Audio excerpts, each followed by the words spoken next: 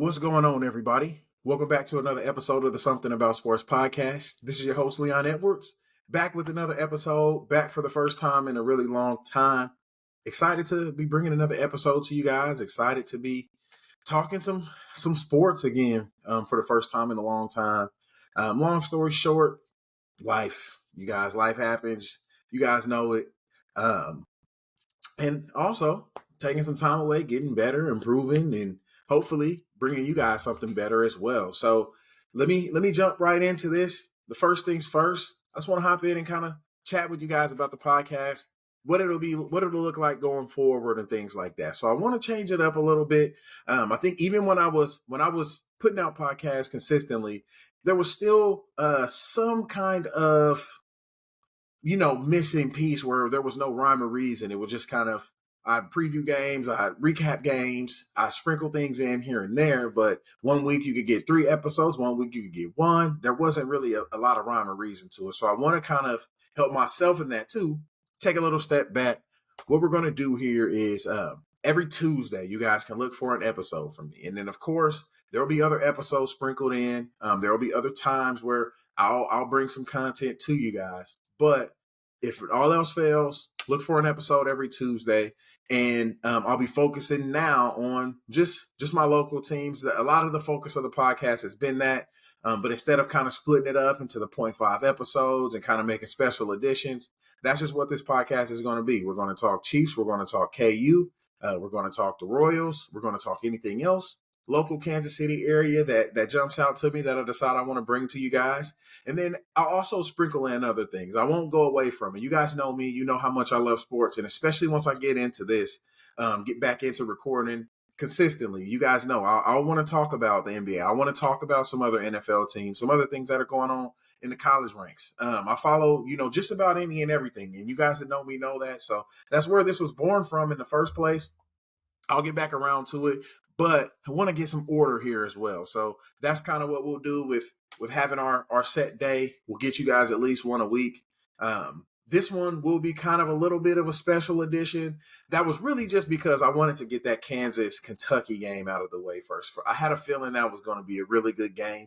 And also, you didn't really have a feel for the Jayhawks, a lot of different opinions and things like that. But we'll get to that here in a little bit. But that was kind of what got this one a little bit later this week. The Jayhawks played earlier in the week. I wanted to get that included in that conversation, included into this podcast. So that's why this one's pushed back a few days. And then, of course, me being me, it gets pushed back a couple extra days. But either way, we'll hop to that later. But that's kind of why you're getting that today. And then you also get this on a KU football game day. So you got a little bit of a double Jayhawk whammy there on why we have this podcast coming a little bit differently.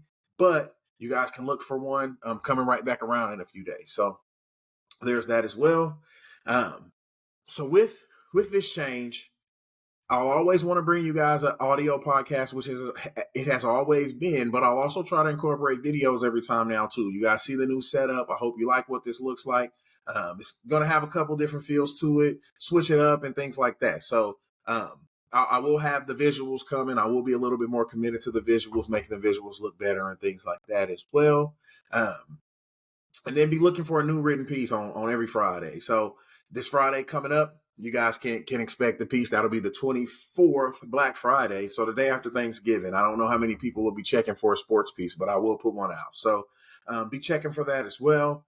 And then just kind of the sequence of this show. So first and foremost, every show I'm going to come in, we're going to talk about what's up. The segment's going to be called Something's Up. On your favorite sports show or a different sports show you watch, they may call it The Lead. They may call it The Lead Story, something like that. Here it's going to be called Something's Up. And that'll just be whatever the headline is that jumps out to me the most amongst my team. So it won't go outside of the normal topic unless it's just something crazy that I want to get into. But other than that, it'll be something that the biggest thing that jumps out to me amongst my teams. Then we'll hop into talking about the Chiefs, about those Chiefs is what that section will be named. You guys know me. I got to add a little bit of creativity. I got to add a little bit of personal flair. So these section names for each team are kind of bad, and they'll be what they are until I come up with something better. But this is what we came up with to start. This is what we're going to roll with for now. So we got about those Chiefs. We got Jayhawk Jabber, and then we got Royal Stuff. So We'll hop into all of those, and then we'll round it out with something else. That's what'll be my section every time that I want to talk about something that may not be normally covered here, and that I'm following or wanting to share with you guys. So that'll be the last segment each time, and then we'll get out of here after that. I think that's covered, but this will stand as our something's up for this episode. It's just kind of breaking down the new format, what this will look like, and then kind of how this thing will operate going forward. I'm excited to be back. I'm excited to have some new things going. I'm excited about what my teams are doing right now. It's an exciting time for all of these teams, and I'm ready to hop into it. So as I said before, this format will stay the same every time. After we do something's up, I'll hop right into the Chiefs section about those Chiefs. So let's go ahead and get on over and chatting about the Chiefs.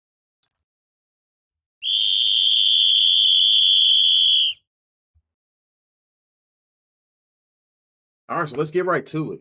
The Kansas City Chiefs. I haven't talked about them yet this season. I haven't gotten a chance to give you guys what I think about them. So let's just do a quick rundown. What I did here for the Chiefs. Let me back up a little bit. So what I did here for this one, you guys will see this is about those Chiefs. I was referencing this. Hopefully you guys like the digs. But Andy Reid's is how about those Chiefs, but we got about in the name. So I wanted to put about in there, but we had to throw a little bit of the Chiefs flavor. We can't take that away from Coach Reid. So I left the how in there in parentheses, but we'll just call it about those Chiefs since that goes with the name of the pod. Anyways, I haven't gotten a chance to talk about the Chiefs. What I did here is I just made kind of some notes about some main themes that I want to touch on with this team. But other than that, I think I kind of just want to go with what I'm feeling right now, because I think this is something that if I continue to make notes or wrote down all the stuff that I've thought about the Chiefs over the season, I might not give it the same level of feeling that I have about how the season's going, how this Chiefs season is going right now. I think after this bye week, a lot has changed about how we feel. So the Kansas City Chiefs, 7-2, first place in the AFC. Very, very comfortable places that Chiefs fans and the Chiefs alike expect to be at this point every season. They're running away with the AFC West again, an expected thing. But what the thing that's not expected is that when you see these things, you have a team who arguably the best team in the NFL, one of the best records in the NFL, running away with their division. Not really too much to worry about as far as making the postseason. You're going to be one of the top seeds, coming off a bye week, getting a chance to improve. And the biggest narrative around this team is just how they can be better, how they've unimpressed, how the offense can be better. And there's truth to all of those things. There's truth to a lot of this stuff that's being said about this team. But if you really just take a step back at it, this is just a different type of Chiefs team. I don't think that because this team is doing it differently with an elite defense and a complementary offense, that still can get hot. That still has Patrick Mahomes leading. It still can get hot in any game. You can put up 30 points anytime they step on the field, no matter if you say that's a complementary offense, if this is a defensive team. It's Patrick Mahomes and Andy Reid over there. They've got that capability. But this team is right where it's supposed to be. They're just doing it a little bit differently. They're just holding teams under 20. They're just winning games 17-9 and 17-14 and letting their defense, dictate how these games are going as the offense figures it out. And I think going into this bye week, if I were to record this before the bye week, I think the sentiment around the Chiefs will be a lot different. You're coming off of a game where you think an offensive explosion is coming. The Dolphins aren't an elite defense, but they have an elite offense. You think you're going to see fireworks. And what you really see is the Chiefs offense come out strong and then sputter from there. And the Chiefs defense just dominate. That's really what you saw. And I think what we need to do as Chiefs fans and what we need to do because under this Mahomes era, it's just a little bit different. This team is a little bit different. And what we need to do is take off what we've known about this team. Instead of saying this is not a Mahomes Chiefs team or whatever the case is, remove those preconceived notions. That's not what we want. At least for me, as a fan of the Chiefs, as a fan of my teams, I don't want them to win a certain way. If they're winning, they're winning. I want my team to be winning. And one thing that we can't do is we can't say that this is not a good football team. It's one of the best football teams in the NFL, no matter how they're doing. So We gotta get the preconceived notions out of there. This team's not doing bad because they're not scoring a whole bunch of points. That just means that's where they need to improve. This offense has carried the defense through the beginnings of seasons year after year under Steve Spagnuolo. Now this defense is starting off strong this year, and the offense may just need to take a little second to figure it out. We all knew that this was a possibility coming into the season, asking some different receivers to step up, not investing heavily in the room. So you are in a situation where you knew this could be a possibility. This team's going to have to figure it out offensively. I think that's okay. But that doesn't change the fact that this is a really, really good football team. And I'm going to talk about some of the things that I think are plaguing this team, some of the things that this team is struggling with here in a little bit. But I just wanted to get that out of the way. This is a 7-2 football team. They're first place in their conference. They are first place in their division. They are not in danger of missing the postseason. There has never been a better time to be a Chiefs fan. That still rings true. All of those things are still true. Of course, this team has places to improve. Of course, there's things that we like to see. But even today, right now, if the playoffs started, I'm not picking any of the other guys that are in that bracket to beat Patrick Mahomes. I'm just not. And the Chiefs will still be at home that whole stretch. They still have the Arrowhead crowd that whole stretch if the season ended today. So regardless of how we feel, regardless of what we think this team's going to do down the stretch of the season, this is still a really good football team. We're still in the midst of this Chiefs dynasty. The Chiefs are still on a dynasty. And if somebody tries to argue that with you and they need proof or you need proof of that, go look at the AFC standings. And I actually didn't write them down. So what I'm doing now is pulling them up on my phone so I can just read these standings to you guys because the AFC standings are absolutely insane. But what it tells you is this just lets you know these windows of opportunity are short for most players. What Patrick Mahomes and this Chiefs core is doing is historic. It's something that we may not see again for a long time. It's something that we should appreciate. The Chiefs are in first place. Let me read you the rest of the teams in the NFL playoffs, and let's kind of just give a brief description of who they've been and what they've been over the last few years. So we've got the Baltimore Ravens. They've pretty much been a steady presence, but that's just that franchise. That franchise knows how to keep a winning team on the field that predates any of these players on this roster, that predates John Harbaugh. This franchise knows how to win football. So that was not surprising. That's another one, but that's not a team that's won multiple Super Bowls, made it to the Super Bowl with this core. They're still relatively unproven because whether it's a Lamar Jackson injury issue, whether it's, a fluky loss in the first round as the 1 seed, this team hasn't really shown that they have the ceiling to reach a Super Bowl. But that's your 2 seed in the AFC. And you got the Jacksonville Jaguars. They returned to the postseason last year, made an epic comeback against the Los Angeles Chargers, showed a lot of potential. But this year, if you watch that team, this is the team that the Kansas City Chiefs already beat 17-9. They didn't even really need to score a lot of points because they didn't give up an offensive touchdown. And that team has been struggling offensively. I don't think Trevor Lawrence has thrown for 300 yards yet. And you guys that know me and have listened to this podcast know how much I love Trevor Lawrence, but I don't believe in that football team. But that's also a new contender. That's a sign of a changing of the guard. That's a team that hasn't been around. That's for the second year is now kind of making their wave in the AFC. And then we'll follow that up with another team, the Dolphins. They're in a similar vein. They've got their new coach. They've got Tua Tagovailoa finally playing healthy. They've got Tyreek Hill over there. They've built this up to have this window of opportunity. They've got a few years of a window of opportunity here, and they've been taking advantage of that. We'll probably see them in the postseason over the next couple of years. Again, I do like Mike McDaniel as a coach, but Tyreek Hill elevates that offense to a level that once he either loses a step or is not there anymore, I don't think that's something that can be sustained playing at this high level. But again, another one of those teams that hasn't really been a threat to win a Super Bowl recently, hasn't really been one of the teams in the conversation. They're a newer contender. They're a new team to this conversation. 5th seed, Pittsburgh Steelers. One of those teams and franchises that just figure it out. Mike Tomlin doesn't have losing seasons. Somehow they're always in it. They always find a way to put themselves in position. That's just another example of that. But this is not a team that's scaring you. This is not a team that has the ceiling to make it to the Super Bowl, to knock off a team like the Chiefs. This is a team that probably wouldn't surprise anybody if they were on the outside looking in by the time the season ended. But this is a 5 seed. They're firmly in the field right now. And with the way their division has just now lost 2 other starting quarterbacks, you could see them continue to make a run and continue to kind of keep their place there. And then the next team is the Cleveland Browns. This is a team that over these last 5 years or so, the Chiefs have had some different chapters with the Cleveland Browns, but it's not a team that's, again, has not shown that ceiling. They haven't been one of the teams that are really contending. They've been more of an up and coming team that sputtered a couple of times.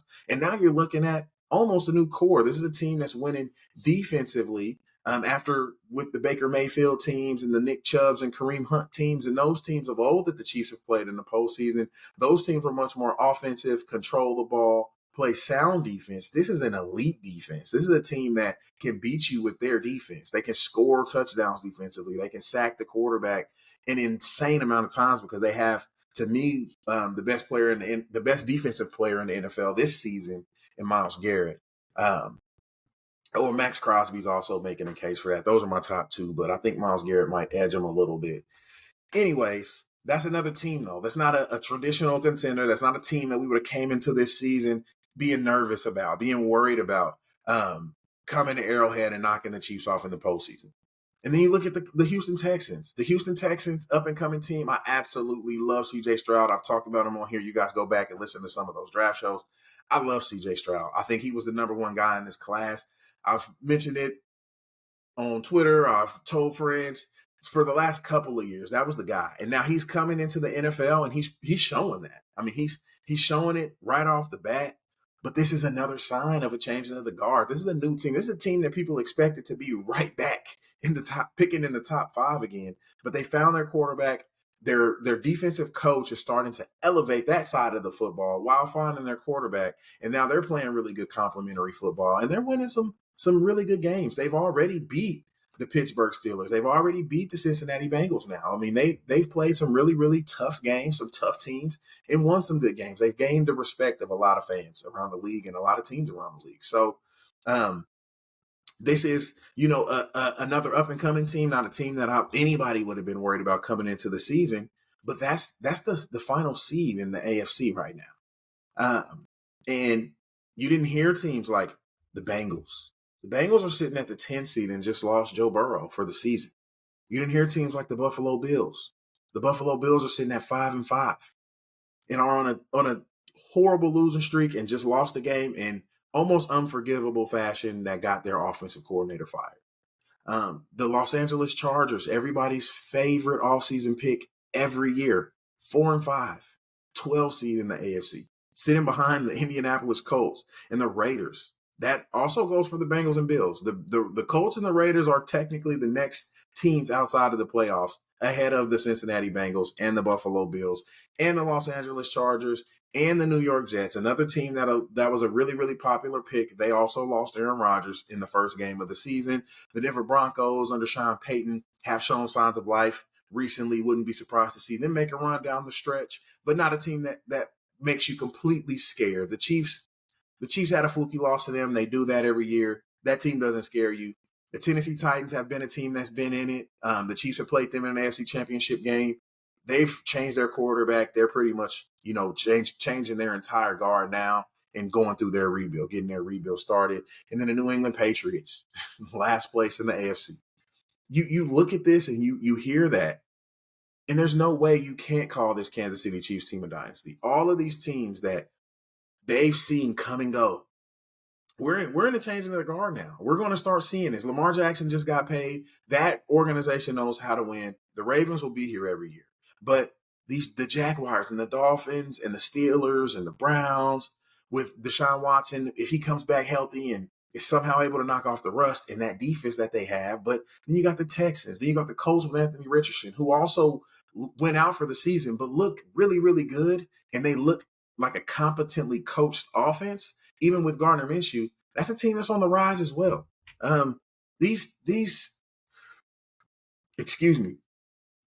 other teams aren't going to stop growing, but the greats, the dynasties, the transcendent teams, the transcendent players, the transcendent coaches, they continue to churn it. They continue to do it. And you guys remember all of those seasons where it's like, man, the Patriots lost by 30 points to the Chiefs at Arrowhead, and they don't look the same, and they're this and they're that, and then you look up, and they're the 1 seed, and everybody's going to Gillette still to play them, for a chance to go to the Super Bowl.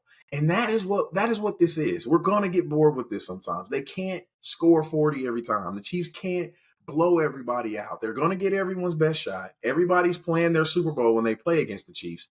You just kind of got to roll with that. You got to kind of roll with the ebbs and flows. This is already a team and a coach that has that tendency to ebb and flow a bit under Andy Reid.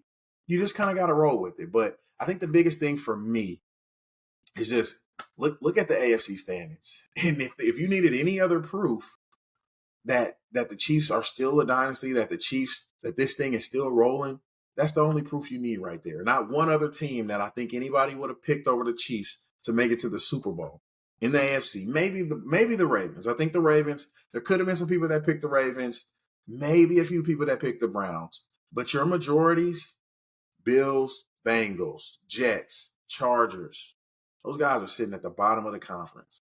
While Patrick Mahomes, say what you will about him, top 10 in every quarterback stat, teams leading his conference, continuing to win games, continuing to figure it out. And one of his losses this season happened without Travis Kelce, without Chris Jones in the first game of the year. Fluky things happen. These kind of seasons happen. We've looked up multiple times when Tom Brady and Bill Belichick were on their run, and we're like, man, their offense is struggling. Man, it doesn't look like they can score enough points to do this. Here they are again, AFC Championship, back in the Super Bowl, winning a Super Bowl, whatever it is. That's what we're seeing, you guys. Like, we have a really, really, really good quarterback. We have one of the best quarterbacks to ever walk this earth. If you ask me, best as far as talent goes, I don't think there's a question. Patrick Mahomes is the best quarterback I've ever watched play football. Aaron Rodgers was that before him, and I think Patrick Mahomes is Aaron Rodgers times two. I absolutely think that, and I think that's why we see this. I think that's why we'll continue to see things like this, because he's just going to figure it out. He's going to find a way to win. He's going to find a way to keep you in it. It's not an accident that the Chiefs are doing what they're doing. So, hey guys, we need to take a step back. We need to relax. I understand it's frustrating. I understand they're not covering the spread all the time, which is something that Patrick Mahomes just doesn't do anyway. But and that's on another note. This team is fine. This team's going to be fine. They're going to be even better coming out of this bye. The offense will figure it out. And quite frankly, I think that they're going to have a really good offensive performance against this Eagles team for multiple reasons. One, Andy Reid loves to empty the clip against these NFC teams, especially NFC teams that we have a rivalry against, that we've got, a reason to have, some kind of grudge with. He loves that. He loves it. Last season, we saw it with the 49ers. We went into San Francisco, and he just let it loose. From start to finish, he wanted to burn it to the ground. And I wouldn't be surprised if you see a similar approach against Philly. All you've heard is the cheating allegations, the this, the that, and that's already the organization that got rid of him. So Andy Reid's coming to play this Sunday. That's one thing that I can say. He's after a bye, which is something else. We all know his record after a bye. I don't even know what the number is anymore, but we know he basically never loses after a bye week. So that's another thing that is working in the Chiefs' favor. This is a team he doesn't have to worry about beating him on the way to the Super Bowl. He can let some things go. He can play, and get some guys open, have some fun plays. We saw the same thing last year against San Francisco, and I genuinely think that this game is going to kind of be similar to that one, to where the Chiefs come out, they're firing a lot better than we've seen them firing. They're running some stuff that we maybe haven't seen them run to get guys open and to manufacture some big plays, and we get a fun performance from this Chiefs offense. That wouldn't be surprising to me, and I think that's going to be my prediction for the game. But we can talk through some of these other factors as well. So I wanted to look forward for the season, but I guess now we're back at it. So you guys can get that from me here in a few days, maybe even after this Eagles game, after we see what goes with that one. We'll get a really, really good feel for what we all think this team can be and where we all think this offense is going to go, who we think is going to step up, and all of those things out of this game. So in this Eagles game, Super Bowl rematch, the biggest storyline coming out of that is the penalty at the end. At the end of the day, I don't really know. This game doesn't really mean that much. It's not an AFC game.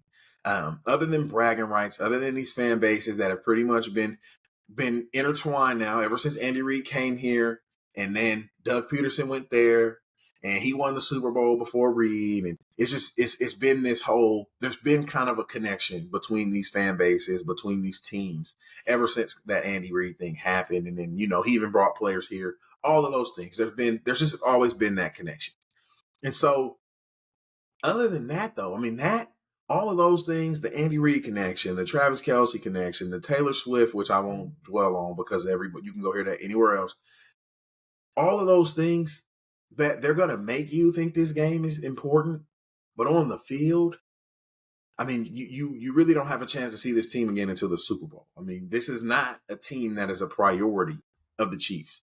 And so I think that for that reason, Andy Reid can say, hey, let's try some things. I mean, we don't have to worry about them because the Eagles are a team that's trying to secure the number one seed. They're a team that's trying to figure out their way through the NFC playoffs. They don't have to worry about them spending time and resources trying to figure out these looks the Chiefs showed them that they may see possibly in the Super Bowl if they get past all these other teams by the time you get to February. And so I don't think that in that regard, I don't think that the Chiefs have any reason to hold things back. And that's what we saw last year also against the 49ers and why they had such a great performance. So I think we see that happen again. I think we see the Chiefs come out, have a great performance in that regard. But this game's going to feel, it's Monday Night Football. It's prime time. Taylor Swift's in the building. The media's all over the Chiefs right now. The Eagles are probably the second highest covered team. You got stars all over the field. This game is going to be a spectacle.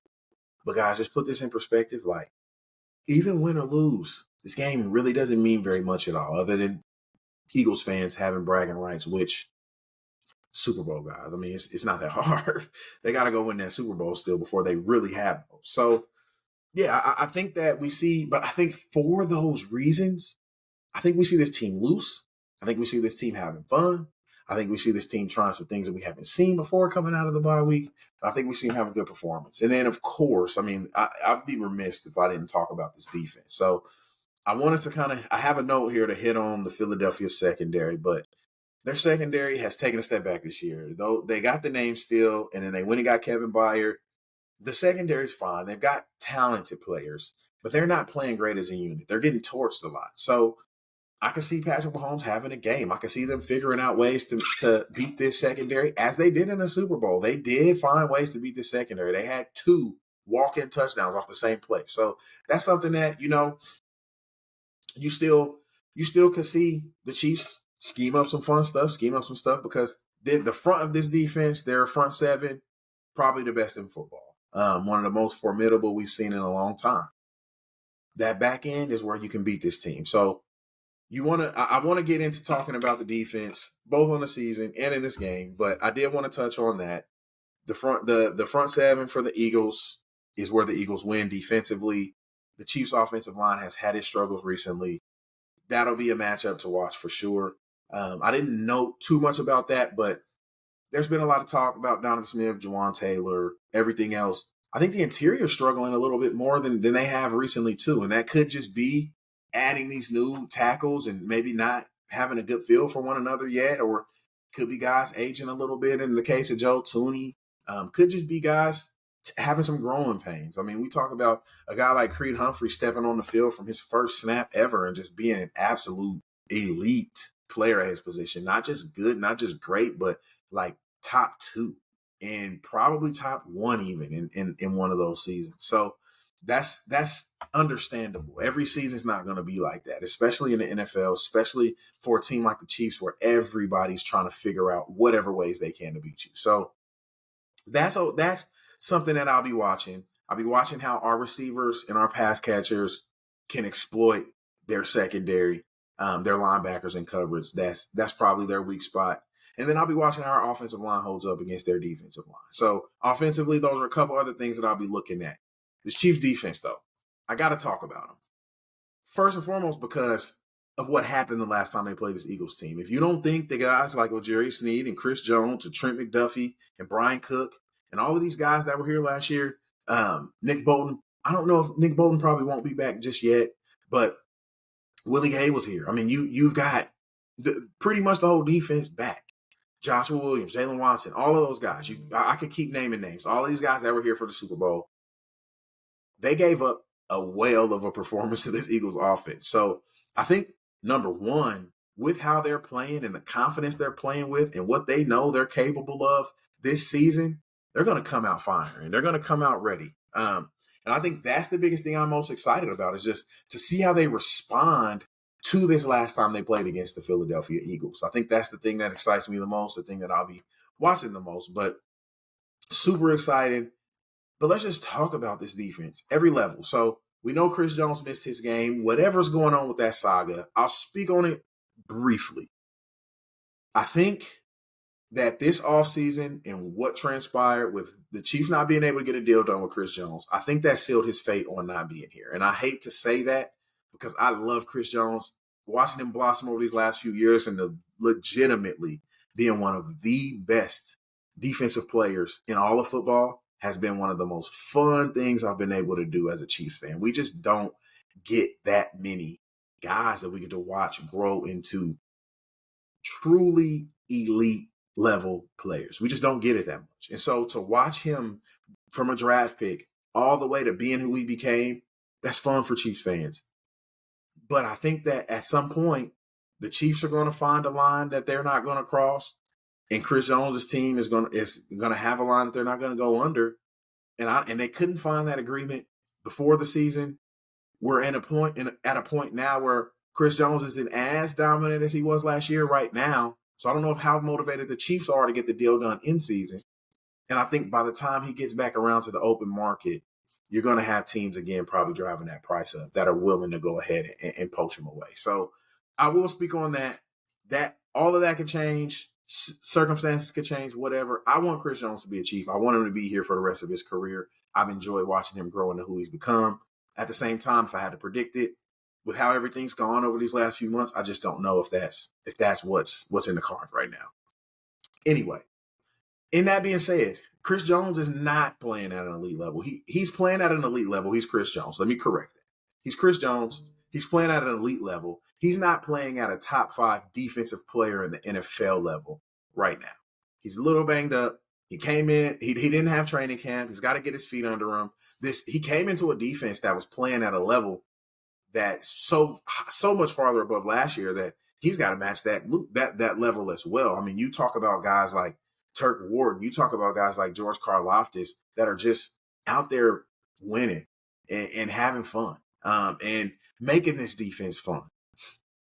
And that's not even getting into the back end of this defense. But first of all, that the front seven, the defensive line, of course, either way though, Chris Jones is Chris Jones. He's going to be elite. He's going to be one of the best players on the field. And having him in the middle of a defense that's playing this well around him is something we haven't seen yet. And so that's something they're still going to figure out. That's something that's still going to get better with a new running mate in Charles Omenihu, who's only played a few games himself. There's still some improvement to be had on this defensive line, and I've been really impressed with them. I think they've held their own. They've done what they needed to do to this point.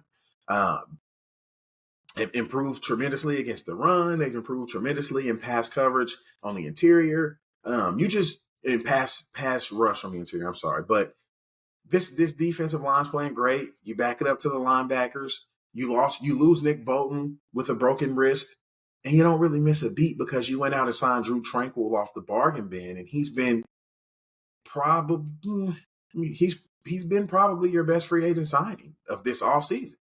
I don't know if you can count Jawan Taylor right now. I don't know if you can count Donovan Smith right now.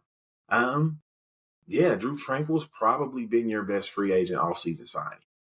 And he's played great. He was already known as a covers linebacker, but he's getting downhill. He's making some plays in the running game. He's getting sacks. He's blitzing effectively. He's been really impressive. And then you put him next to Willie Gay, who's an athletic freak, while Drew Tranquill was just a football mind out there. It's impressive to watch. I think Willie Gay's playing at a really high level right now too, next to Drew Tranquill because of that. And you guys get guys like Leo Chanel who are just so good at getting after the ball, getting downhill in the running game. This is a really good linebacker room. Nick Bolton's going to come back and elevate it even to another level. If you remember, Nick Bolton probably was on the short list for Super Bowl MVP in this game. Nick Bolton had a defensive touchdown. He was making plays all over the field, tackling. He had a second defensive touchdown call back on a questionable call. I mean, he was everywhere in the Super Bowl, and he won't be out there. So this team will feel like it needs to fill that void, but also feel like it'll give this team an opportunity to continue to just show how good this defense really is. It gives this defense a chance to do that. So there's that with the linebackers, with the defensive line. Let me talk about these cornerbacks real quick, because the Chiefs have two of the top 10 cornerbacks in the NFL right now, and L'Jarius Sneed and Trent McDuffie. These guys are playing lights out. We talk about from a coverage perspective, from a tackling perspective, from a blitzing perspective and getting after the quarterback, from a forcing turnovers perspective, any way you want to slice it, these two guys are just playing elite football. They're playing great. Trent McDuffie's a guy I was bragging on last season, telling people to pay attention to. He's only continued to get better from here. The Chiefs got a steal at the end of the first round with him. As people said when he got drafted, that was one of the biggest things people talked about, that he fell because of his size, but he was a great player. And L'Jarius Sneed has just continued to elevate his game. He's grown into a lockdown guy. He's covering other teams' number ones. He's done it against Tyreek now. He's done it against Justin Jefferson now. He's done it against Calvin Ridley. He's continuing to cover these other teams' number one players. Keenan Allen's another one on that list. And these guys are just not having great games against them. You know, the way football is played now, of course, he's going to have safety help. Of course, he's going to have a bracket. That's just how that's how teams are playing big play offenses. So the Chiefs are going to play that way. But even playing physical, keeping guys from easy yardage, L'Jarius Sneed's having himself a season. And as a free agent, I am pretty sure L'Jarius Sneed's a free agent after this year. He's earning himself a lot of money. And I would love to see him back with the Chiefs as well, but that might have to get done before the season's up, because top corners, you let a guy who a team thinks can be their number one corner out on the open market, and they're going to get some money. We just saw that with Mooney Ward, and now he's with him over in San Francisco now. Same thing. They saw an opportunity to potentially get a number one cornerback and a really good defense that needed help in that area, went out and paid a guy more than the Chiefs wanted to pay him. So those are the kind of things that, of course, we can talk about as the season progresses. But Trent McDuffie, L'Jarius Sneed, Joshua Williams has seemed like he's playing a lot more snaps this year than Jalen Watson. Both of those guys are on the field, though. Both of those guys are still playing good. They'd probably be top two cornerbacks on most other teams.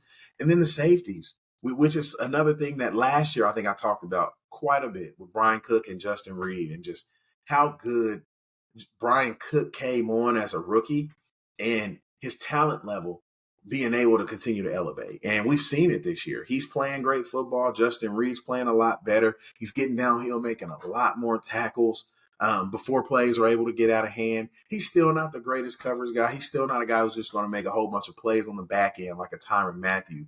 But Steve Spagnuolo's using him great to his strengths. Brian Cook's making a lot of plays on the back end. That's his strength. Justin Reed's playing to his strengths, getting downhill and making plays. And I've just really enjoyed watching this team. I didn't make a whole lot of notes on the defense, so I'm sorry if I'm kind of all over the place, guys. But I just wanted to at least just give a chance to shout these guys out. They've played amazing this season.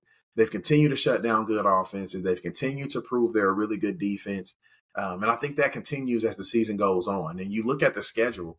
I actually saw something yesterday that talked about the Chiefs' schedule and like the remaining quarterbacks that were left on it after these injuries. So you look at the rest of this season. You've got Jalen Hurts on Monday, Aiden O'Connell, Jordan Love, Josh Allen, who leads the league in turnovers. I love Josh Allen, but they look out of sync right now. At the New England Patriots, the worst team in the AFC.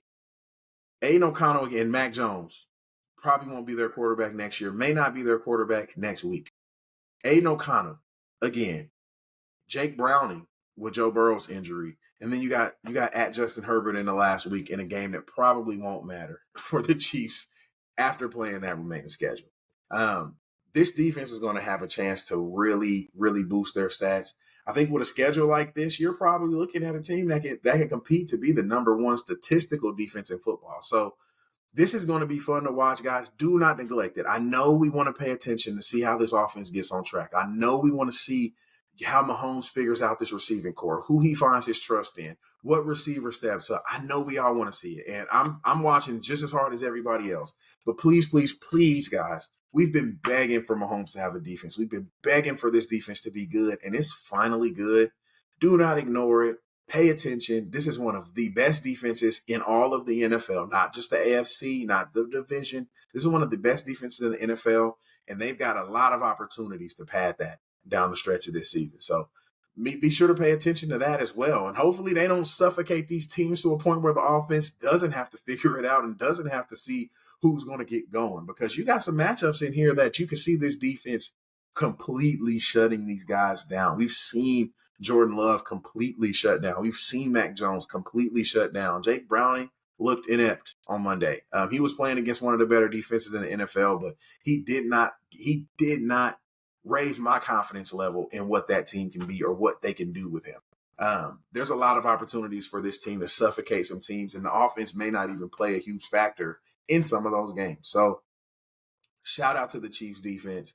I am so thoroughly impressed in what they've done.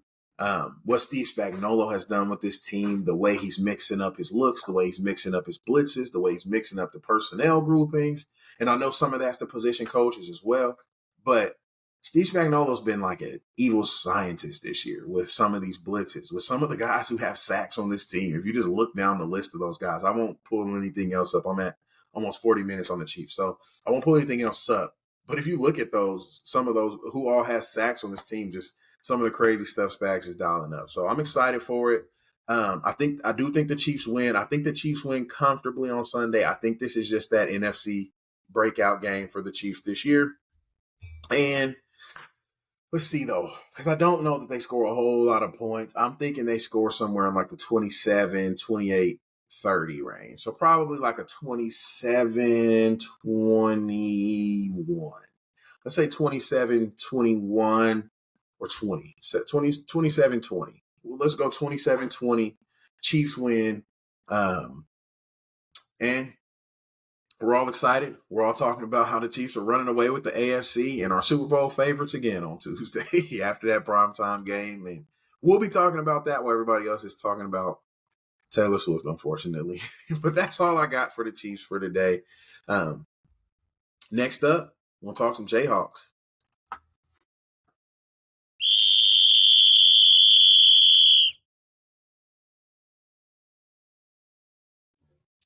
All right. So this is Jayhawk Jabber.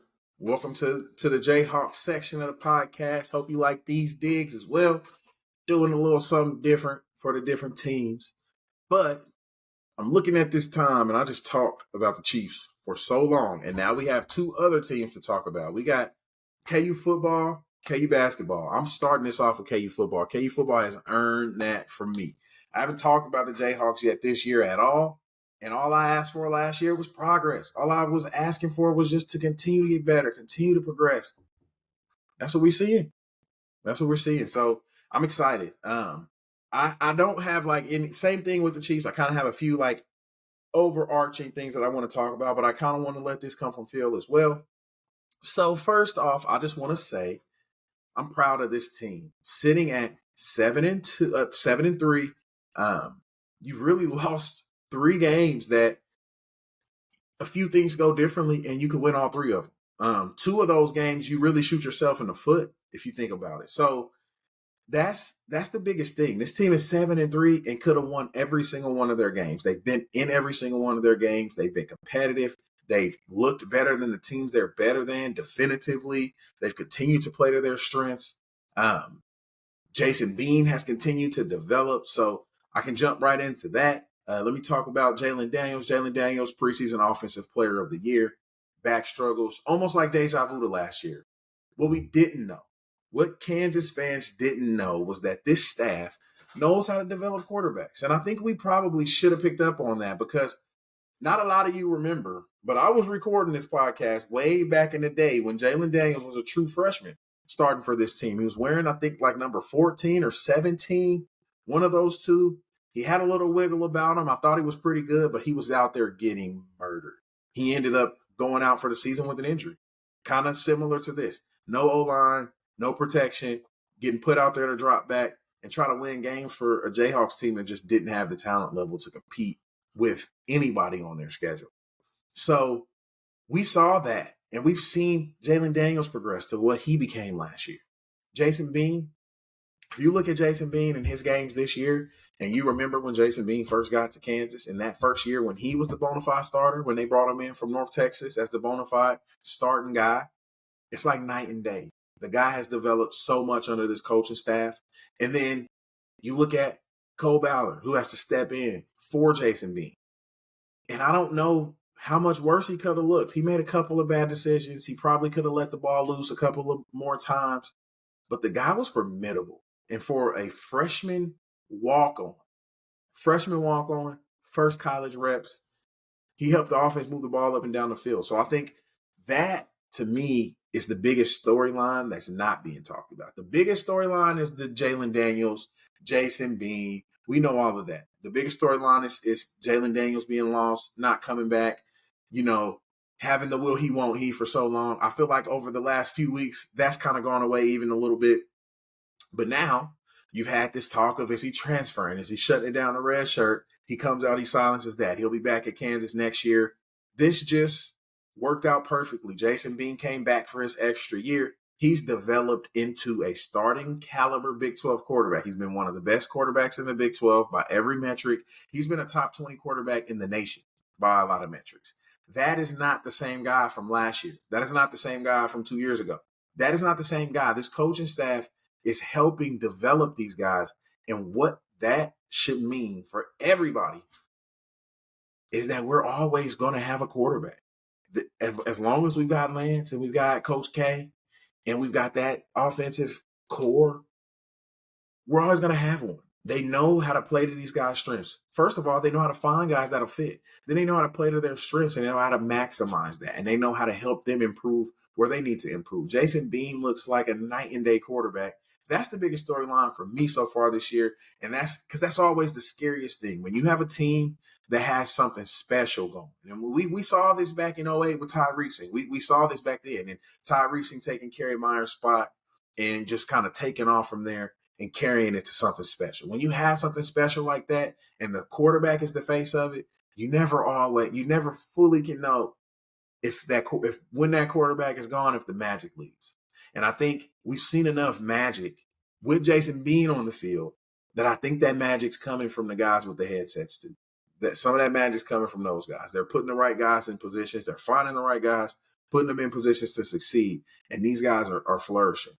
And so I think that's been the most encouraging thing for me, is to watch Jalen Daniels be successful. Jason Bean come in and have everything handed to him for a second season in a row with a special season going, and continue to keep this thing moving, continue to win football games. Last year, Jason Bean was only able to squeeze out one game out of all of the games he started. Jason Bean has been competitive and competent in every single game he's played. That is a step up just from last year. In a sixth-year guy, I'm pretty sure Jason Bean's – no, he's in his fifth year. In a fifth-year guy, those aren't the types of huge progression jumps that you see from guys that old, especially guys that didn't come in to be the starter. He came in to be the backup. He knew this was Jalen's team, and he still progressed to that level. It's super encouraging for me, and it just leads me into talking about this coaching staff. I can't say enough about this coaching staff. I can't say enough about what they've done. Like, it's insane to see this team be a respected program. I mean, we've been on game day now. We've been on Big Noon Kickoff. We've had huge performances. We've had Offensive Player of the Year preseason in the Big 12. I mean, those are things that just wouldn't have happened before. So this coaching staff has not only elevated the play on the field, they've elevated the cachet off the field. They've continued to rebuild this brand. And that's the one thing about the Jayhawks, is that Jayhawks football is always going to be a sleeping giant. This is one of those, it's almost like the Royals in Kansas City. You show a little something and people are going to show up. That's why you've seen these sellouts. You got the sellouts last year when things got positive. You got the sellouts this year as they're on their run. People are going to show up. People are going to support. It's just you kind of got to see a little bit of signs of life. Things got so bad there for a few years under Turner Gill and under Charlie Weiss and Beatty. Things got tough, and Les Miles. things got really rough under those years. So people want to see signs of life, but now we shouldn't have to worry about that anymore. As long as Lance Leipold's here, they've impressed me tremendously. And of course, every coach and staff comes with their flaws. Every coach and staff has things that they'll continue to get better on, but they're building a winning program and putting winning football on the field. And that's just something that you can't say about anybody else that's been here over the last 15 years. And so you have to be happy with it. You have to be ecstatic, really. You talk about a guy like Brian Borland. You think about a guy like Borland, he went from last year being a guy who people were calling for his head a lot of the season. The defense was struggling so much. He gets a couple of pass rushers. They infuse a little bit of talent at linebacker. They start to play Craig Young a little bit more, and then you just get these huge steps from the back end of the defense. You talk about Melo Dotson and Kobe Bryant, who I think actually he may have stayed the same. I think Kobe Bryant's probably about the same player he was last year. But Melo Dotson has improved tremendously. O.J. Burrows, he was great last year. He's elite this year. Kenny Logan's Kenny Logan. We know what he's going to bring to the table. I mean, he's just they've just elevated this group. They went from being a weakness last year to this year. They've been able to keep this team into some games. Even just this tough loss on Saturday to Texas Tech last week. The defense, after being gashed on the ground in the first quarter, they bowed up and they kept the Jayhawks in the game. Jason Bean went down and they put the game on themselves. That's all the Jayhawks needed to do. All we needed to do was one more score, and we really had it up. So you had the score, and then you have your toughest drive in a couple of games as the defense, and that's what ends up losing the game. But you shouldn't be in that position. They played their tails off, and if they play to that level with Jason Bean in the game, Kansas probably wins that game by 2 scores. So that's just the kind of situation that game turned out to be. That's why it became such a tough loss. You're playing with your third string quarterback. When you had your guy coming into the game, everybody's kind of deflated there. You were already starting the game off a little bit slow, down 2 scores. It was just a lot of things working at one time in that game. So that one was a tough one, but you can still look at this coaching staff and say, like, we were in that game. That game was competitive with your third string quarterback. You talk about being on a third string quarterback 5 years ago, you lose that game by 50. It doesn't matter who it is. It doesn't even matter if it's the bye game. I don't even know. I'm not certain you don't lose to an FCS team by 20 points with your third string quarterback. If we had one, we probably would have already been playing a running back at quarterback by then. That's how far this thing has come. Like I know it sounds crazy, and I know it sounds like I'm joking around, but there's some truth to that. That's how far this thing has come, and that's how much you have to credit this coaching staff for really elevating this program, elevating these players. And it's been fun to watch. It's been fun to watch this team do what they do. Even coming off of that tough loss, you had your moments in that game where you could have won the game. Guys had opportunities to make some plays that didn't, which was also a little bit tough. You've seen, some of these weapons make plays all season. Guys like Lawrence Arnold and Quentin Skinner and Luke Grimm, who I think has kind of settled into being just one of the guys this year. I think he was the guy, and I think he's Jalen Daniels' guy also. I think that plays a difference. But when Jalen's out there, Luke's super productive, but he's been really good this year, blocking, catching big passes and things like that. Jared Casey's the same. He had a rough play on Saturday, but those things happen. The quarterback gave him a chance to go get it. He probably makes that play, 7-8 times out of 10. So no issues there. But it's just you come out of the loss deflated because you know what was at stake there. If you win that game, you're competing for a chance to play in the Big 12 championship game. You win that game and you win against Kansas State, you're playing in the Big 12 championship game. You got a chance to play in the New Year's Six Bowl. That's how much of a difference that loss makes. But then you take a step back and you lose your quarterback early. You're already down 2 scores. You still come back and take the lead in that game. The defense doesn't really give up any more points after your quarterback goes out. You're in it till the very last second. They kick a field goal at the very end of regulation for you to lose.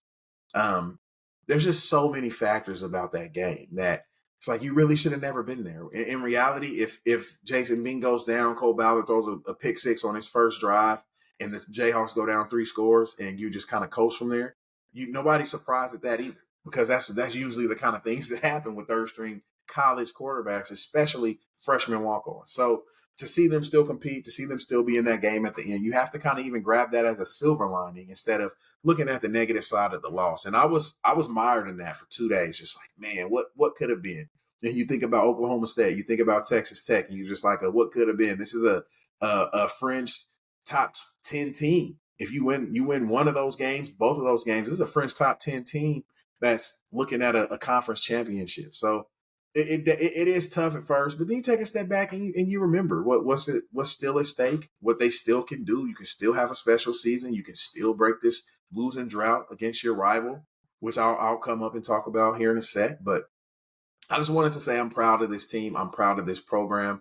I want Lance here as long as he possibly wants to stay, guys. Let's go to the games. I'm going to the booth. I've gone to the booth a few times this year. Get out to the games, root these guys on, show them that we've got some spirit. Keep Lance around here because what they're doing is special, and so much so that this is a team that should have been competing for a conference championship this year and will be on the short list of teams to pick to win the conference next year. With Jalen Daniels confirmed back now in this program, with Devin Neal having a chance to come back, with guys like Luke Grimm having a chance to come back, with so many guys defensively. Both of your stud new defensive ends will be back in Austin Booker and I'm drawing a blank, Engage Keys, and you got plenty of guys. You got Melo Dotson and Jacoby Bryant and Kobe Bryant that'll still be back. So you got plenty of pieces. You got plenty of guys that can still be back next year, that can still continue to make this team elite. And you got your quarterback. You got the preseason offensive player of the year coming back to your team. So this is a team that'll be on the short list and probably picked by some to win the conference next year with Oklahoma and Texas out of it. So I'm excited for that. That's super exciting. And it's something that just speaks to how far this program has come. So that's kind of my review so far. I just went kind of off feeling. I hope I didn't forget to talk about anybody. I talked about Bean. I talked about the receivers. Jared Casey got a mention. And the way Jared Casey, Fairchild, Cardell, all those guys have been super solid. I love the way they've used them this year. I talked about Devin Neal. Devin Neal, how about Devin Neal? Hometown kid. Played a game last week, making that play to keep the Jayhawks in it, the 60-plus yard touchdown. And I mean, just continuing to play big boy football, continuing to smash mouth, continuing to really play with pride. He plays like he wears Lawrence and Kansas football on his sleeves. And you love to see that. And then you got his battering ram running mate, Daniel Highshaw, who also has all the talent in the world, has all the wiggle in the world, and can make plays in his own right. So the running game's been great. The offensive line has stepped up tremendously to where it was a few years ago before Lance got here as well. You got a lot of those guys in Mike Nowitzki, I know, Dominique Pooney, I know. I think Armaj Reed Adams will be back next year, the other tackle. But I think those two are your mainstays that are seniors as well that you have to replace. But this is a staff that's shown they can do that as well. So I'm excited of where this program is. I'm excited of where it's going. And I'm excited about the Sunflower Showdown. So I'm almost called it Mizzou game. I'm excited about the Sunflower Showdown with K-State. This is a game that the Jayhawks have lost 15 years in a row. You really don't know who your quarterback's going to be right now. It could be Cole Ballard. It could be Jason Bean. That changes a lot of things. It's really kind of hard to even analyze this game because you really don't have a lot of confidence if you don't have a Jason Bean out there, which is a lot even to say because you go into this game last year and you say you don't have a lot of confidence if there's not a Jalen Daniels out there, which there wasn't. So now with Jason Bean, I think you can have some confidence to win this game. And I honestly think if Jason Bean plays, the Jayhawks win this game. I thought last year, self-inflicted wounds to start the game really made that game get off the rails early. I didn't think that K-State just dominated the Jayhawks last year in talent, and the Jayhawks have taken 3 steps forward this year in talent, in technique, in strength and size, what they look like. I mean, this is a team that's just much, much better, much more physical, much more ready for high-end competition, D1, Big 12 competition. And that really was, even last year, that wasn't the takeaway I walked away from Kansas State thinking. I didn't walk away from the Kansas State thinking they just dominated us. They were just a better team. They were more physical. Their guys were bigger. Not at all. The Jayhawks couldn't get anything going. You made a lot of mistakes. You came out tight. You screwed up from the beginning. And it just kind of snowballed from there. And After that, K-State's not a team that's going to make those same mistakes and get you back in it. They're not a team that's going to be out of position and give up a good play. You have to beat that team. And that's one thing that K-State has earned. That is a team that's not going to beat itself very often. They're not going to make a whole lot of mistakes. They're not going to miss a whole lot of assignments. They're disciplined. They're going to be in position. You just got to go out and beat them. And last year, the Jayhawks put themselves behind the 8 ball, and they didn't have enough to go out and beat them. This year, the Jayhawks have plenty. They have plenty. They have enough to go out and beat them. Your biggest thing is just your signal caller. This is the defense. The K-State's defense is much improved this year. They get after the quarterback. I think that'll be the biggest thing. You got a freshman quarterback out there. They're going to get after him. They're going to blitz him. They're going to send all kind of different pressure looks, and they're going to try to confuse him. And this is a really good and veteran coaching staff that's won a lot in the Big 12. They'll probably be successful in that. So I think the biggest storyline for this game is going to be whether or not Jason Bean is healthy. If Jason Bean is playing, I think the Jayhawks win. And I can say that pretty confidently. After watching these teams, after watching how they've competed, after watching the gap from last year to this year, I think that this team is more than good enough to knock this team off. But you got to have good quarterback play. You can't win Big 12 football without having good quarterback play, experienced quarterback play, especially this time of year. K-State's still competing for a conference title. They're still competing for a chance to potentially play in a New Year's Six bowl. This isn't a game that's a give me. You can't just walk out there with a freshman quarterback and think you can run your stuff and get it off. It's not happening. You got to go win the game, and you got to have high-level quarterback play to do so. And that's the biggest question mark for this game. If Jason Bean plays, Kansas wins. If he doesn't, I don't think it's a guaranteed loss, but I think it makes it a whole lot harder on you, and it puts the pressure on your defense to have another elite level game like they did last week. So, which that can make it tough on the defense as well. But I think they'll be up for this one. This is a game that the Jayhawks have lost 15 times in a row. I'm just going to go out on a limb. Let me make a prediction. I'll say Jason Bean plays. They've been pretty positive about him all week. I say Jason Bean plays, and I think Kansas wins. I think it'll be close, but Kansas wins by 3, 37, 34, something crazy. I think the score gets up there. I think both offenses can get it going and can figure the other defense out. But I think Kansas can do it. Just your last game at the booth as we know it. Should be electric. So much on the line for both teams. And I think I think we're due. The Jayhawks are due. They've done their due diligence. They've done what they needed to do. And I think everything else will work itself out on Saturday. And if we don't see Jason Bean, then we'll get that win next year. But I'm still excited about where this team is and where this program is going. So that's that with the football side. Let me get a little talk on KU basketball. So KU basketball essentially kicked their season off against Kentucky in the Champions Classic on Monday, this past Monday. Huge win. I think a lot of question marks around that team, preseason ranked number 1, a lot of question marks around that team based off of the exhibition loss to Illinois, based off of not really shooting the ball well in a couple of your exhibitions, really, against the D2 schools, against the pay-me schools, those kind of things. But this game, I mean, if you needed any proof, I've said that a couple times now on the podcast. If you needed any proof that this team could win a national title, you got it, and you got it early. This is probably one of the best three-headed monsters I've ever seen on a Kansas basketball team. And I even when Hunter Dickinson and Kevin McCullough first came back, decided to Kevin McCullough coming back and deciding to transfer to Kansas. That was one of the biggest things I said. Is just like, that's going to be a crazy core. You talk about DeJuan Harris and Kevin McCullough terrorizing guys on the perimeter defensively, and then Hunter Dickinson is just a cheat code in the paint. So that three-headed monster is going to be so fun to watch this year.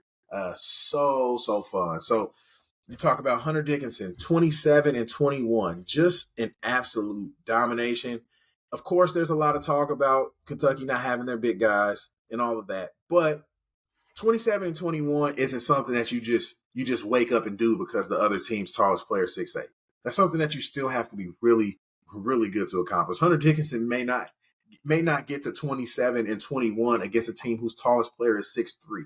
like they can still defend him a different way. They can still figure out ways to make him ineffective. It's not like he was just getting the ball every time and throwing it up, and sometimes he made it, sometimes he missed it. This guy was 27 and 21 on 8 of 12 shooting, 50% from three steals. I mean, it's just it's honestly unfathomable to talk about. The guy was insanely good. I think it took him a while to get his footing.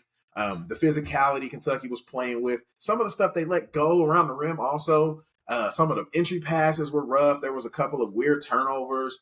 There was just some weirdness about getting in the groove of this game. But once Hunter Dickinson finally got settled in, he was a monster. And he dominated, and he knew he was bigger than everybody. He knew nobody could stop him, and he just kept coming at Kentucky's throat. And he decided that KU wasn't losing this game. Along with DeJuan Harris, 23 points, 7 assists, 5 of 6 from the 3-point line, and really 5 of 5. The one I think was the shot clock was running out. He just kind of had to heave it at the backboard. It wasn't really a valid 3-point attempt. But DeJuan Harris, I think there was a lot of questions answered about DeJuan Harris. Not a lot of people probably knew about his toughness. Not a lot of people probably saw that on display or knew how tough of a player he was. But the encounter with Antonio Reeves, I thought it was really cool. There was somebody made a montage of like which KU point guard, or KU point guards don't back down, or like, which one did it better, something like that. And you had the Frank Mason eye to eye with Miles Bridges. You had this newer one now with DeJuan Harris and Antonio Reeves. And then you had Devontae Graham, and I couldn't remember who was in the picture with Devontae Graham. And don't get me to making it up, but Devontae Graham had one too. He had a picture where he's facing off with a bigger guy as well. And then after that, DeJuan Harris just promptly decides to take the game over. I think he made 3 threes in a row after that encounter. He got fouled there, goes to the free throw line, knocks down a couple free throws, and I think he just went supernova after that. And him and Hunter Dickinson pretty much carried the load offensively for this team, other than KJ Adams, who's just steady. I think what we got from KJ Adams in that game is what you're going to pretty much get all season. You're going to get a solid 12 to 16, 17 points. He's not a huge rebounder. He's going to get a couple of blocks here and there. He's going to make it hard for teams to stop Hunter Dickinson because he's a great rim runner that can catch lobs. He can also post up smaller guys, and Hunter Dickinson can shoot. So he's just going to make it harder on other teams to stop Hunter Dickinson as well. And it'll open up a lot of opportunities for KJ Adams because of the attention Hunter Dickinson will get. So this 16 points, 4 rebounds, 3 assists, that's something that we probably will see from KJ once a week, I think, this season. That's just kind of going to be a normal output for him. A lot of these games, you're not going to see 23 points from DeJuan Harris. I don't think he wants to shoot that much. I don't think he wants to score that much. He would much rather those be assists. But what it did show you about him is that he's not at a place now where he can just watch the offense not be good and not do anything about it. Like now, he's got the toolbox and the confidence to say, okay, let's get this going. You're going under screens, I'll hit this. You won't step out here, I'll hit this. We'll get the offense going that way. And then when you have to respect it, we'll bring Hunter Dickinson out here for a lob, and we'll either just bully you down in the paint with KJ Adams, run the pick and pop with Hunter Dickinson where he can bully you, where he can pass it to KJ Adams to bully you down in the paint, or have Hunter Dickinson run to the rim and we just lob it to our 7'3" mammoth that just catching anything around the rim and has insane touch for a big guy. So there's just so many different options with DeJuan Harris, the scorer.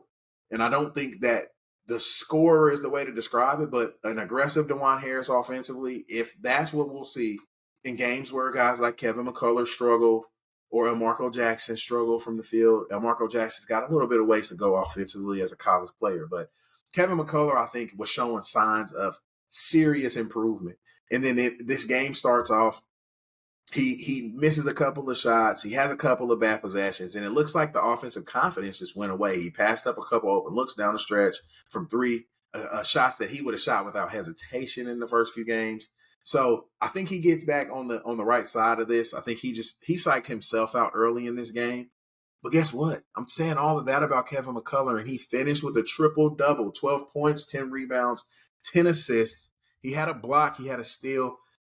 He's still going to impact the game. He's one of those players. I mean, Okay, you didn't look to him to score last year. You didn't have to, and he still was a really good offensive player for this team. But this year, I think they'll look to him to score a little bit more. But he just does so many other things that even if he doesn't, he's going to be on the floor and he's going to be impacting the basketball game because he's a great defender. He has good instincts as a passer. Those pass up alley oops, he's had two of them now, and I think they both have been to KJ Adams. About one was from around half court, one was from a little bit behind the 3-point line, but where he can throw those like outlet pass alley oops perfectly at the rim. That stuff takes talent. It looks easier than it actually is to do. So he's got a lot of skills he can bring to the table, even outside of scoring, even outside of making threes, as proven in this game. I mean, how do you beat a team? You got 27 and 21. You got 12, 10, and 10 in a guy who's going to make it tough on every possession for your scorers. You got 23 and 7 on 5 of 5 shooting, essentially, from 3. You got 16 points from your 4, who's your 4th option, pretty much. And it's not really going to get a lot of offense run for him unless the defense dictates that and giving too much attention to somebody else. So it's going to be hard to stop that. This team scored 89 points. Not every team in the country is going to be able to score with that. Kentucky made a lot of threes, probably a little uncharacteristic. They also protected the ball really well, and I think that might just be who they are. Seem like their guards are really good at making good decisions, protecting the basketball, really good at ball handling. So I don't know if that becomes a thing for them, but they really didn't turn the ball over much at all, and that's something that Kansas usually can rely on a bit. So that's something that we'll see balance out that'll help this team quite a bit as well. That was just an exciting game, just a fun college basketball game. That's what the Champions Classic is for. It's why I feel like it should still start the season. It's technically the start of the season. You like to get those ramp up games, but I'd be okay if they put that back at the very start of the season. I'd love to see this be the first games kicking the season off. But outside of the main guys, Elmarko Jackson, the 5th starter, he will keep that spot. I see a lot of people wanting Furphy or Nick Timberlake or whatever. The only thing Elmarko Jackson doesn't do better than those guys is probably shoot the basketball. He's a much better passer. It didn't show in this game. He didn't get as many assists, but he has been racking up the assists over the first couple of games. He's a much more active defender. He seems like he knows where he's supposed to be a lot of the time. He plays with energy on the defensive side of the ball, which is what Bill Self loves. He gets out in transition. He makes his layups. He makes good passes. He's thrown some really good entry passes. He had a couple rough ones too in the Kentucky game, but just all around, he does every single thing other than shoot better than Furphy, better than Timberlake, and that's what's going to keep him in the starting lineup, unless the shooting just gets abysmal. If the shooting becomes a problem from the starters, if DeJuan doesn't keep this up and he can't give you a couple a game, or Kevin McCullough's early season barrage wasn't really who he's going to be this year, then you may see that switch. But I don't think he's going to do that with a lot of excitement. I think Elmarko Jackson's his guy. He does everything he wants to see out of one of his guards. And I think we see him kind of ride that out through the season. He's going to get a lot better. He's got a lot of talent. He's got a lot of good instincts. And I think he's going to put it all together too. So I wanted to at least touch on Elmarko. Nick Timberlake. Nick Timberlake's a guy that I think is going to get a tough rap to start the season because he's coming from Towson. He's coming from playing lower level competition. That's one. Number 2, he's coming from being a guy who averaged almost 18 points a game. And then I think before that, he averaged almost 17 points a game. That's a guy who can get the ball and go score and attack whenever he touches it. That's not the type of offense he's going to be in, and that's not the type of player he's going to be able to be in the Big 12. We've already seen him struggle trying to create against mid-major teams, against the bye teams, Manhattan, against Kentucky especially. He couldn't get a shot off really. So he's going to be a guy that has to adjust to who he's going to be. The shot needs to start falling, and he's going to be a spot-up shooter. He's going to have to be a guy who moves around, gets open, and stretches the defense. And I think that is just going to take a little bit of time for that. This is a guy who's been one type of player. He's been at one level. This is a big jump. And then that game was also a big jump for him after not really being able to get his feet under him too much in the exhibition. So I think he's going to be okay. I just think his role's not going to be what a lot of people think it is. And I think the reason why he can't be a starter is because he's much more of a scorer than shooter. He was a good shooter, but he was an all-around scorer too. He scored a lot of points a game, you guys. So he was much more of a scorer too, outside of just being a three-point shooter. And that's not what this team needs. This team's going to need him to be a shooter from three-point range to stretch the defense. And I think that's going to mean him either coming off the bench and maybe having more of a role as a scoring option if he can get more comfortable, or he's going to be that shooter that's stretching the floor, whether that stays as a sixth man or whether he replaces Elmarko Jackson. That's something that we'll watch as the season goes. I will predict Elmarko Jackson keeps that spot because I don't think he's a guy who's a one and done. I think Bill Self would love for him to get the reps out there with DeJuan Harris, see how DeJuan Harris operates, and to become a similar player. It's a point guard factory. It's what Bill Self loves to do. He loves to develop these point guards and then, teach them how to play well with really, really good and skilled bigs. It's kind of what his thing is. And we'll see Elmarko Jackson be the next in a long line of those guys. So talk Nick Timberlake, Johnny Furphy, a lot of talent, another guy who's probably going to have too much pressure on him to start the season. Not only is he 17, he's jumping up extremely high in the level of competition that he's played against.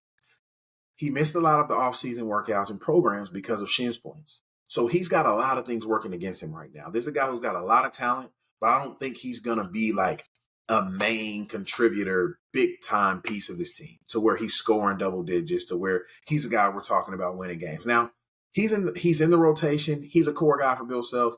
Those guys always, always, always make an impact. They always somehow figure out a way to, whether it's in a game, whether it's over a stretch of games, they figure out a way to make an impact. He's going to figure out a way to make an impact, whether it's 3 threes in the second half of a game that are much needed or whatever it is, or 6-7 rebounds when Parker Brown and Hunter Dickinson foul out. It'll be something like that. We'll get a weird game and he'll be the guy. But I don't know that we can look at this year as when we think Johnny Furphy's going to blossom. I think he's wearing 10. He's an international recruit. Probably a lot like V. V came in with a lot of expectations and a lot of people thinking he was going to be pro after his first year. But what really ended up happening is that it took him a little bit of time. He was a young kid. He had to get with the core guys that fit him.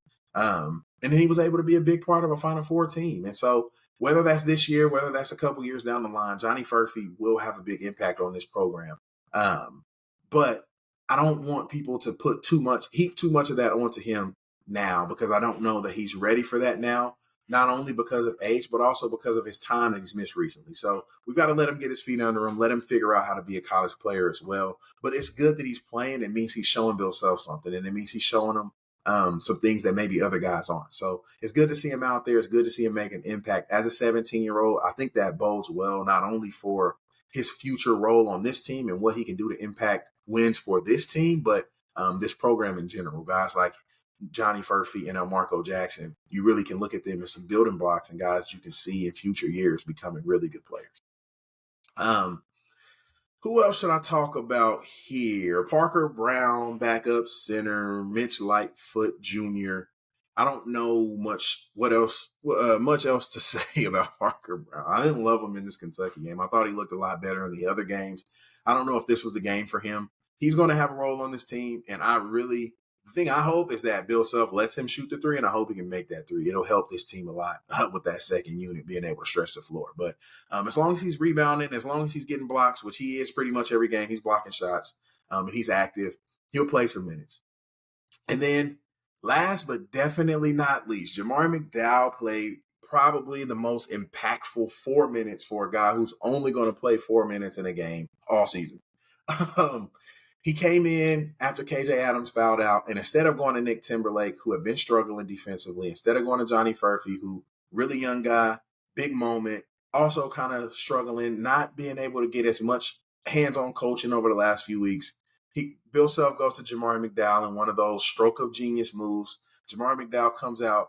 He plays solid defense. I mean, he's not like a defensive stopper. He's not PJ Tucker and anybody out there, but he's playing solid defense, not letting anybody just blatantly destroy him offensively, making things tough on Antonio Reeves.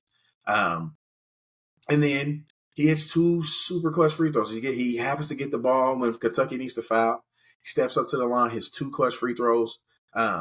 And I think if anything, that just shows you Bill Self's always going to have a guy like that. If you guys remember back to KJ Adams on the national championship team, there was just a couple of times where he came in, whether it's for a stretch of a minute or two, right before the end of a half, when somebody gets in foul trouble, and he'll just come in, he'll play solid defense, he'll get a block off the backboard, or he'll get a lob, or something that just gets the crowd going or helps the team settle in. You can see Jamar McDowell playing a similar role. Like, I think back to KJ Adams and his signature moment in that role.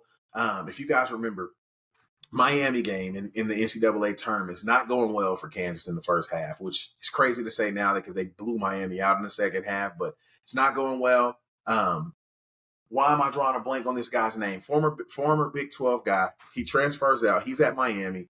He's having a crazy game against Kansas. KJ Adams gets switched on to him on the last possession before halftime and just completely clamps him up. Freshman, big man at this point. They're considering him a big guy.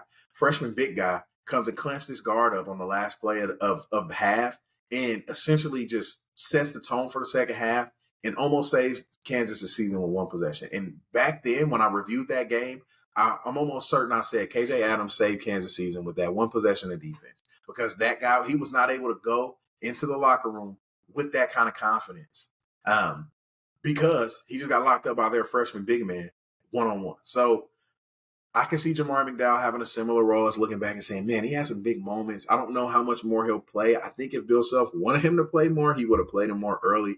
I think that was much more about the foul trouble and then maybe not wanting to go back to Parker Brown in that moment because it was KJ Adams that fouled out, but Kentucky was playing a lot of guards. They were really getting around the court. They already didn't have their big guy, so they were playing really small.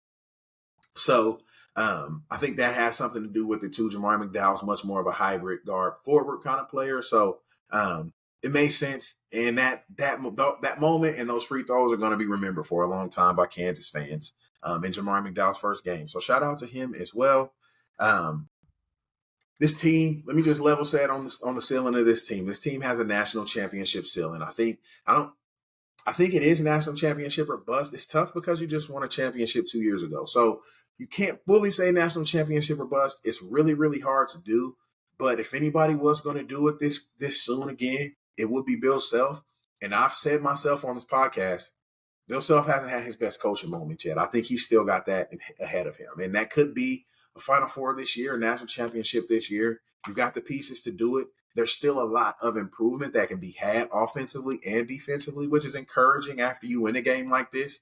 And I think we'll just continue to get a look at what this team can be as we progress on through the Maui tournament and Nine-Con with UConn and Mizzou and so many good teams on tap.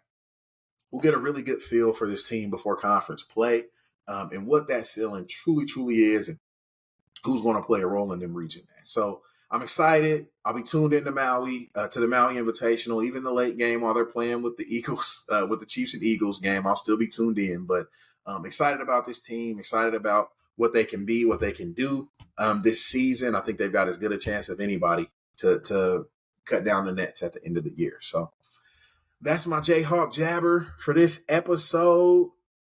Let's talk some random stuff.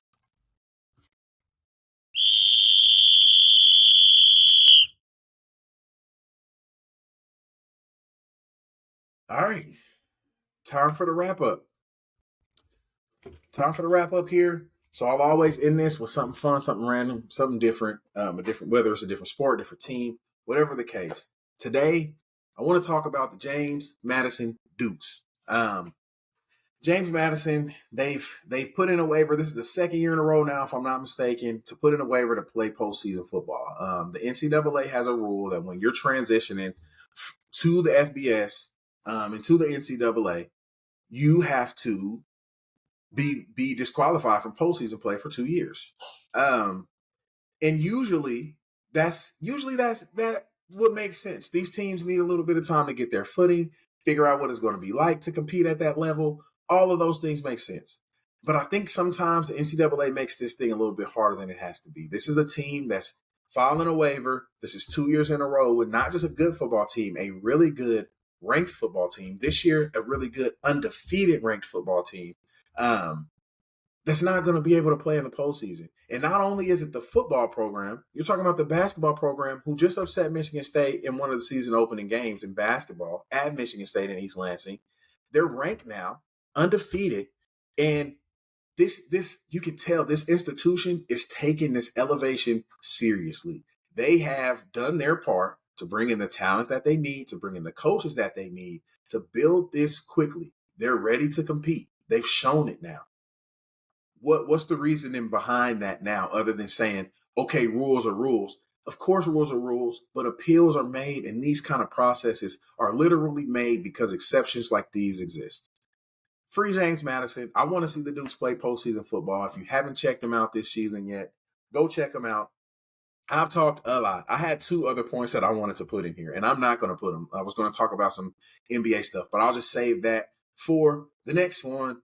So, yes, that's where I'll leave it today. Free James Madison. I would love to see the James Madison Dukes play in the postseason. They've earned it. They deserve it, and I'll be cheering for their basketball team from here on out. That's going to do it for this one, though, guys. I appreciate you guys for listening, and thanks for tuning in. Be on the lookout. New episodes every Tuesday now. We got a schedule. Until next time.